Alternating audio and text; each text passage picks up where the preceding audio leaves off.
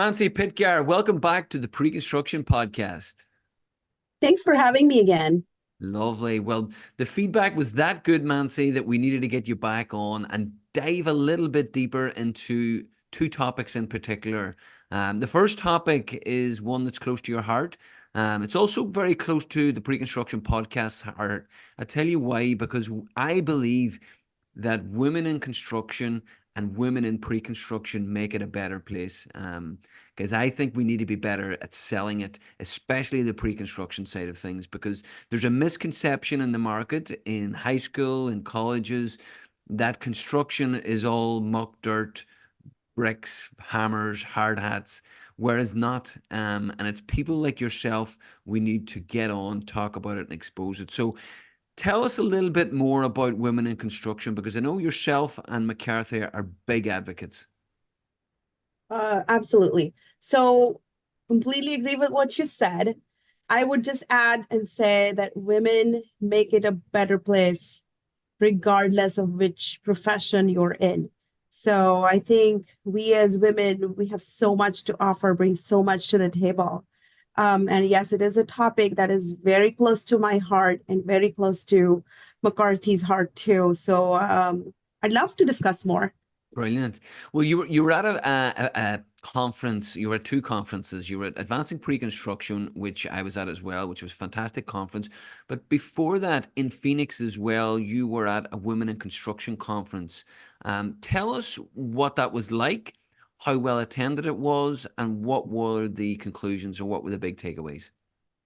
So the Women in Construction West Coast Conference is the one that you're referring to. It's been held in Phoenix for several years at the Wild Horse Pass, and I am actually on the board for that conference. So it's a privilege and an honor to be able to participate in that way. So we as McCarthy put up two panels, and obviously it's a Women in Construction West Coast Conference, so it's 100% focused on the development and networking opportunities that we provide for the women that attend and the men that attend, because we have a good number of male participants as well. So one of the panel topics, I actually moderated that panel topic. The name of the panel was the missing 33%.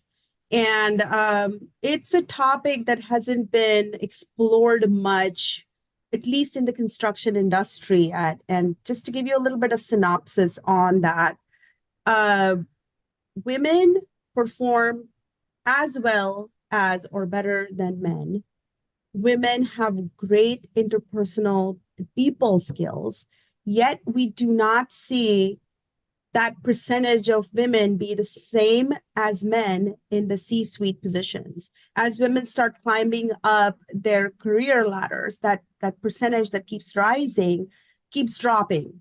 And that makes us think, what is that missing skill? What could that be that prevents that vertical growth for women, whereas it doesn't do it for men? So we dug a little bit deeper and found that the missing 33% is actually business acumen. It is understanding your business's model and what your company actually does and what is their strategy. That is the missing piece, which I don't think that women are exposed to the same way as men get exposed to. So we dug a little bit deeper into that topic, had a fantastic conversation. We had some powerhouse panelists that were industry veterans, not just from McCarthy, but also from external firms, including design and consultants. So it was a very, very good conversation, and I'm hopeful that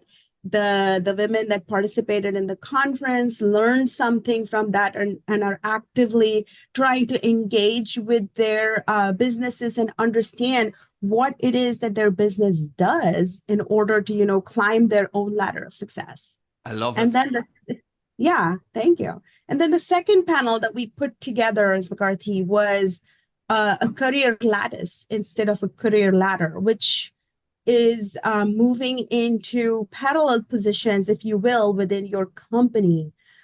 within different departments, that allows you to get exposure to the different facets of your business. And it helps you build that business acumen that we addressed in the missing 33%.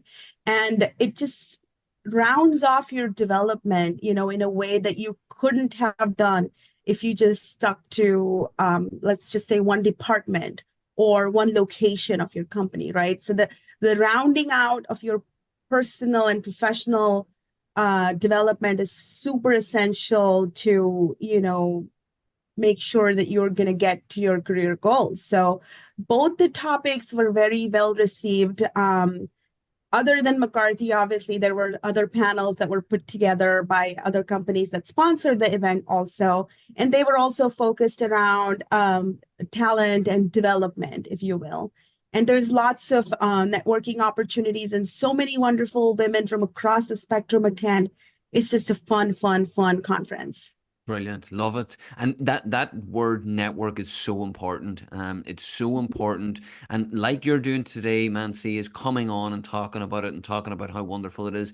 Let's just go back to the missing 33%.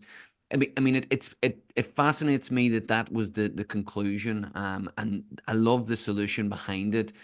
And if you were back now and you were giving advice to the younger pre-construction or the women coming into construction, how would you go about kind of solving that or forming a solution to do that? Would you advise them to try all different departments when they're young, or to just, if they're in pre-construction, to go and speak with the operations, the finance, the marketing, the business development, go themselves and use their initiative to go and find out more about it?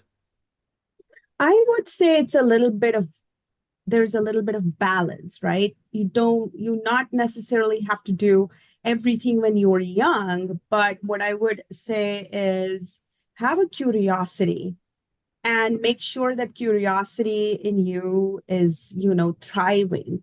And when you're curious, you're going to find that you end up, asking more relevant questions and get answers that are more meaningful, make connections that are more meaningful. Yeah, walk up to, your finance department or marketing department and offer to shadow somebody when they're through, be pushing a deadline. But do it with a balance. I want to say that there is a fine art of being curious. You can sometimes come across as, being annoying. So that's why I'm saying have that fine balance and be curious, but always say yes to those opportunities that are going to come your way when out of that curiosity.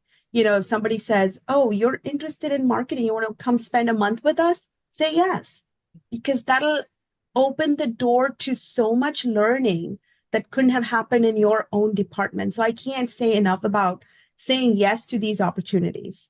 Yeah, and funny you say that, Mansi. The amount of successful people, and this is just pre-construction because obviously that's the world that I live in. The amount of men that are highly successful, the one commonality that I get from all the interviews that I do is the men have always said yes. They've always been given an opportunity or asked to do something outside of their wheelhouse, and they've just gone yes, and they've pivoted at some stage. Now, they may have come back, or they may have just stayed in that track, Mhm. but they've also always said yes, and they've pivoted more than once in their career. So that's interesting, and that's great advice. Yeah, I agree with that. As women, we are full of self-doubts. And it's a common finding, everybody probably knows this, that a man, if offered a position, even if he feels 20% ready for it, he's going to say, yes, I'll do it. And if the woman is at 90% readiness, she's still going to say, oh, but I'm missing the 10%. How am I going to take that job and run with it? But you just have to say yes. Say yes, and there's wonderful opportunities waiting out there for you. Love it. I love it. And give us an idea, Mansi, just from your own perspective, because I look at McCarthy and we had the wonderful Colleen Martindale on as well in the civil side. I mean, there's a lot of women in McCarthy as well. What do you put that success down to? I put that success down to company culture. I think McCarthy has great culture. And Colleen and I are a part of an employee resource group that is called McCarthy Partnership for Women. Our goals are recruiting, developing, and retaining female talent. And just on the whole, holistically making construction a lucrative career for the younger women that join our industry. And we just are focused and centered around those principles that we want our women to thrive in whatever they choose to do within McCarthy, and prepare them, if they were to leave, to thrive outside as well by attending the events that this resource group puts together. There's a lot that goes into it, and we have so much support for everything that we do with McCarthy Partnership for Women from our leadership. And our leaders are 100% invested in this whole cause. And together, we've been able to do some very good things for, the development and retention of our female talent. Oh, whatever you're doing, keep doing it, Mansi. It's pretty evident that it's working. And then if someone's listening to it, I get a lot of kind of junior to mid level, even graduates listening to the podcast. What are the advantages to women in construction? There are too many advantages that, I would run out of time here if I started listing all of them. The biggest advantage to women in construction is that we bring a different perspective. Our perspectives are so much different than men, and you get the best results when you have diverse perspectives in the same room. I think that as women, we bring the softer emotional side to the whole business equation. And I think that's something that construction definitely benefits from. Yeah. And this comes back to my other point as well on the pre-construction side. I mean, I believe that pre-construction, and you can correct me if I'm wrong, is more suited to women as well because they are so detailed, they're so passionate about anything that they do. I think that we're missing a trick in advertising specifically pre-construction to high school students, to graduates, to people in the trades, to people outside of the construction industry. Am I wrong on that? I mean, what do you see? I mean, basically, the good question would be, what's the best part of your job to give people a flavor of what they would expect as a woman in pre-construction? So I don't look at it from a gender point of view. It takes a very special person and a special skill set to do pre-construction. But I think as an industry, or as the college curriculums get built, you're right. We are not exposing our construction management students to the pre-construction aspect of construction, because everybody that is going to school to do construction management either wants to become a superintendent or they want to become a project manager.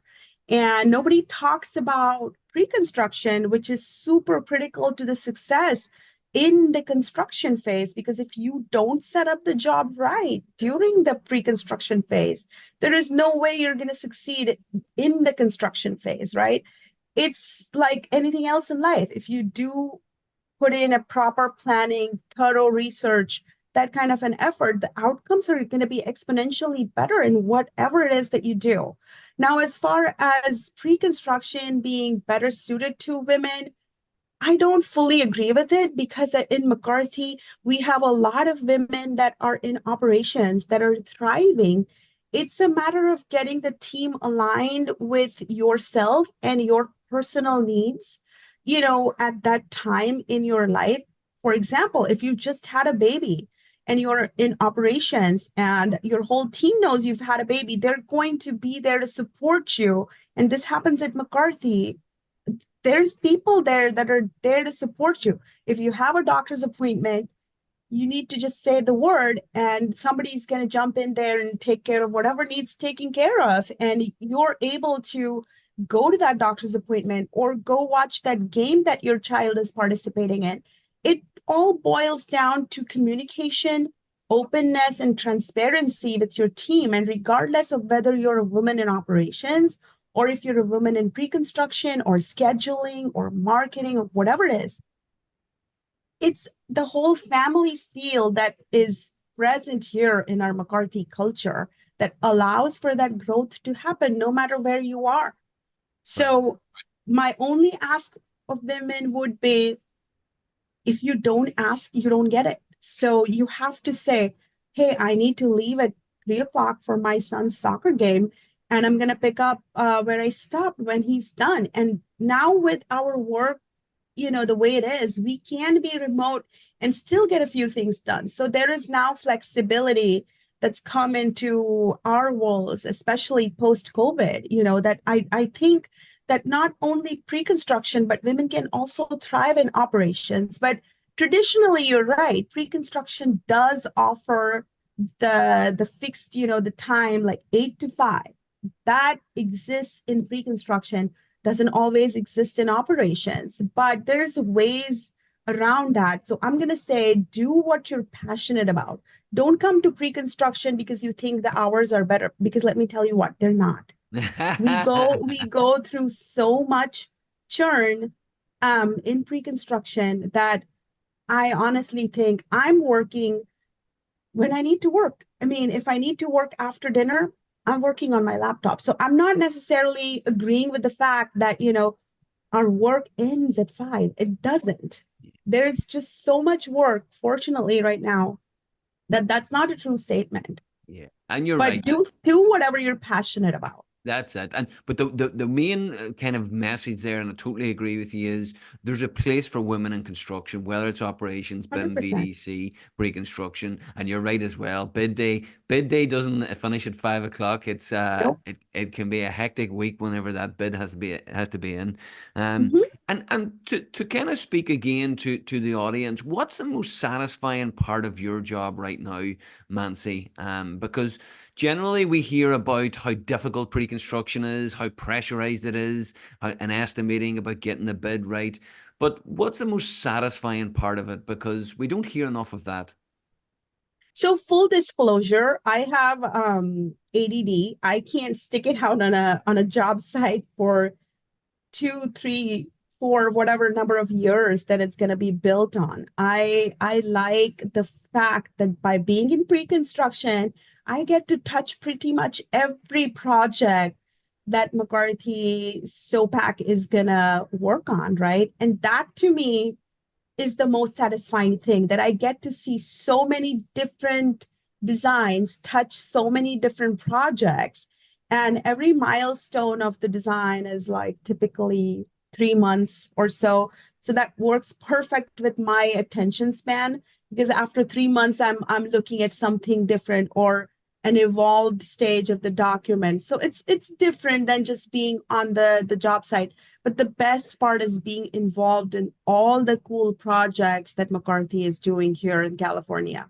Brilliant. I love it. And is there a memorable moment so far in your career? I know you're only getting going, Mansi, but is there a moment or a project that sticks out in your mind? The Denver Art Museum that Beautiful. I worked on when I was with Mortensen is definitely, up there with me. It was a wonderful experience, beautiful project. Each time I see it, and now I'm in California, but at that point I was in Denver. But there's so much pride, like, hey, I worked on that, or that's the level of finish on the drywall that's inside, this part of the building. So when I think about all of that, it's just there's so much pride in, past projects.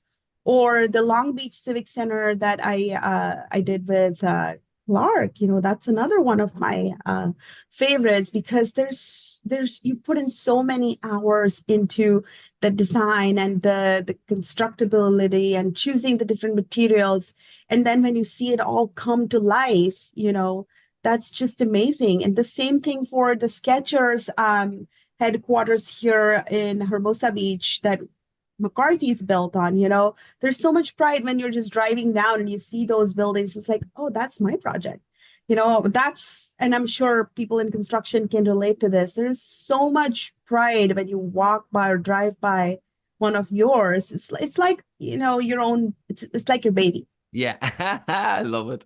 And that's it. It's about the detail as well, especially in pre-construction, obviously operations as well, but being able to like almost go through it in your head about how many products you went through in relation to the facade, but you chose that one because of these three or four reasons, Right. sustainability reasons. I mean that's the other topic that you discussed. If anybody hasn't heard that one, I'll put the links in the show notes. But listen, Mansi, for women in construction, you're absolutely really passionate. You're a privilege to speak to. I want to thank you. Keep speaking up for pre-construction, for women in construction, and we're privileged to have you on the Pre-Construction Podcast. Thank you so much.